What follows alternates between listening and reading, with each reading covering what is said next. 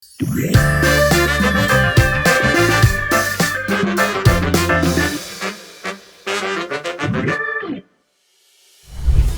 listeners, di video ini kita mau sama-sama cari tahu bagaimana caranya supaya kita bisa menolong orang lain untuk disiplin.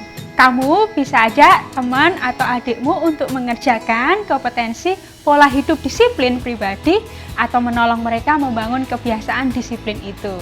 Satu hal penting yang perlu kita ketahui adalah disiplin harus dimulai dari orangnya.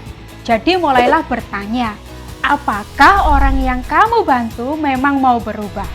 Apakah mereka memang merasa sikap tidak disiplin sudah merugikan hidup mereka? Kalau belum, berarti kita perlu menginspirasi dan memotivasi mereka dulu. 1. Buat tujuan bersama. Mulailah dari satu hal sederhana yang logis, tapi tetap menantang buat dia. Jangan yang terlalu mudah, tapi jangan yang mustahil untuk dicapai juga. 2. Disiplin dan habit itu akarnya dari identitas. Bantu mereka merenungkan pertanyaan, aku ingin jadi orang seperti apa ya? Sebagai awal untuk memulai kebiasaan baru mereka.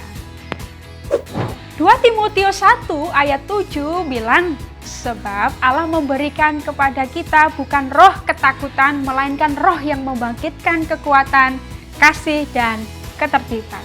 Kata ketertiban di sini bisa diartikan disiplin.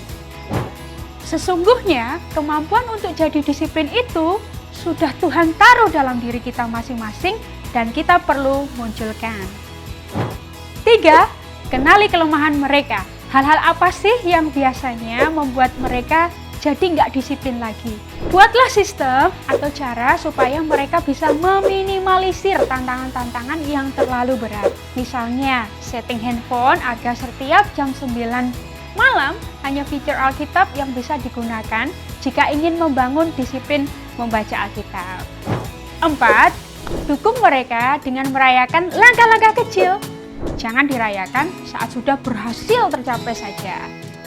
Buat beberapa checkpoint untuk merayakan.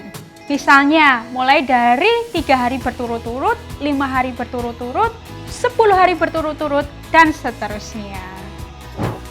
5. Kalau mereka gagal di tengah jalan bagaimana? Jangan langsung dihakimi. Motivasi mereka dengan menunjukkan progres yang sudah dilalui. Misal, dia berhasil disiplin 10 hari, kemudian gagal.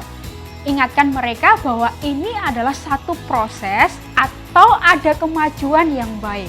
Kemudian tantang mereka untuk misalnya coba disiplin dalam 12 hari ke depan.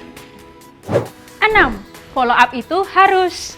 Dalam mengembangkan kedisiplinan, kita nggak bisa sendiri dan butuh orang lain yang bisa kita percaya untuk mengingatkan kita. Nah, peran unleashers nih untuk bisa mengingatkan mereka dan jadi orang yang bisa mereka percaya. Kalau perlu, cari kata-kata atau ayat-ayat Alkitab yang bisa memotivasi mereka.